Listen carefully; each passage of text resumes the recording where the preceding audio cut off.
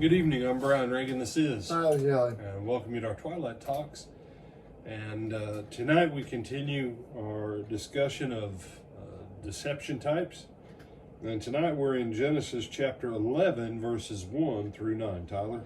Now the whole earth had one language and one speech. And it came to pass as they journeyed from the east that they found a plain in the land of Shinar, and they dwelt there. Then they said to one another, Come, let us make bricks and bake them thoroughly. They had brick for stone, and they had asphalt for mortar. And they said, Come, let us build ourselves a city, and a tower whose top is in the heavens. Let us make a name for ourselves, lest we be scattered abroad over the face of the whole earth. But the Lord came down to see the city and the tower which the sons of men had built. And the Lord said, Indeed, the people are one, and they all have one language, and this is what they begin to do. Now nothing that they propose to do will be withheld from them. Come, let us go down, and therefore confuse their language, that they may not understand one another's speech. So the Lord scattered them abroad from there over the face of all the earth, and they ceased building the city. Therefore its name is called Babel, because there the Lord confused the language of all the earth, and from there the Lord scattered them abroad over the face of all the earth. Okay. So, deception point. The people decided to stay in the land of Shinar, in the city that would be called Babel or Babel. Okay. The command had been to go out over the face of the earth and populate it. This was where it begins. God says populate the earth. Man says, no, let's live in the city. God says get back on track with the Garden of Eden blessing. You realize that God basically repeated to Noah what he had originally commanded to Adam. Almost identical. Okay?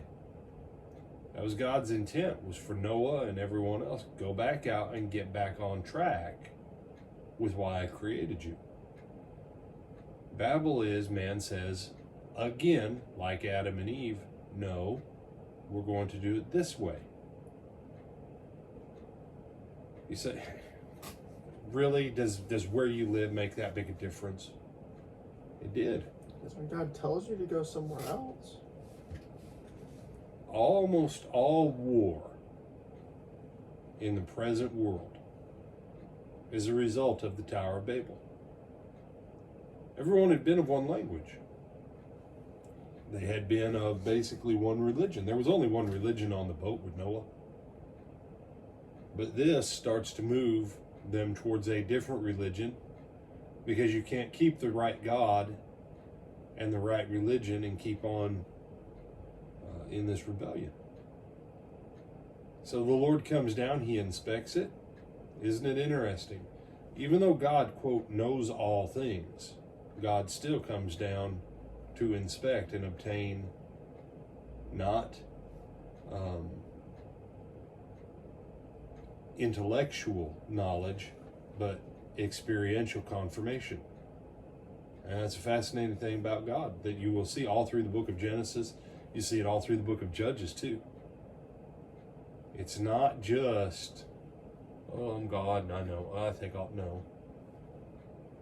He's always obtaining additional witness other than just what he knows, because he's God, which is a fascinating concept in and of itself. And so man's desire is what? To ascend as high as man can by his own merit and for his own praise. Wait again, this sounds very similar to eat of the fruit of the tree of knowledge of good and evil, and you shall be like God. Oh, we want to be like God? Now we want to reside where God resides. Let's build a tower up to the heavens. Yeah. And that's a good point, Tyler. We want to be God. We want to live where God lives. We want to live as gods.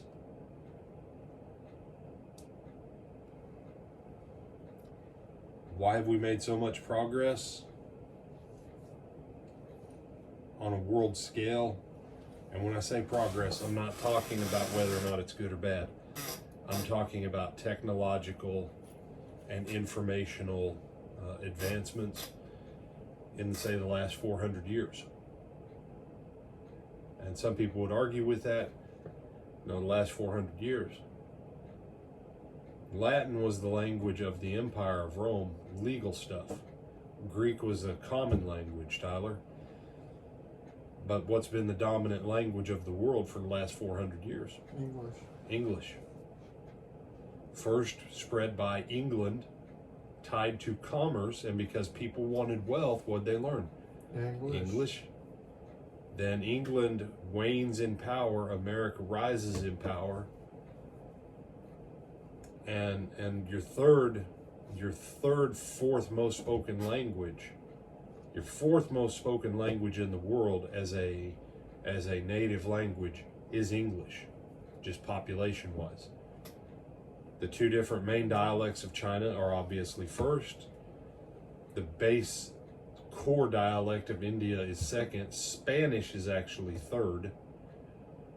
And then English is fourth. And sometimes English and Spanish, you can flip-flop those.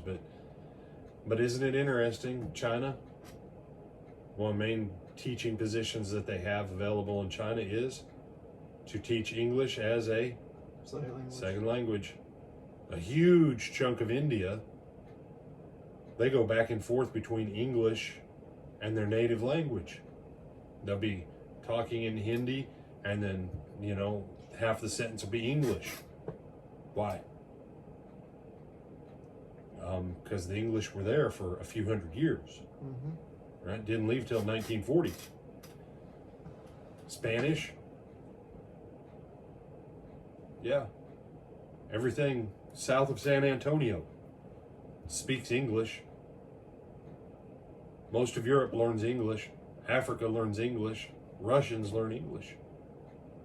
So, this Babel thing, what's the ability? The ability is you have to be able to communicate to be able to make progress. Just make sure the progress that you make doesn't say, we don't need a God anymore, we've got our technology. Mm-hmm. And that's where they ultimately went, and it did not work out well. Mm-hmm. Other thoughts or comments? No, sir. All right, with that, I'm Brian Reagan. This is Tyler Kelly. We bid you good evening.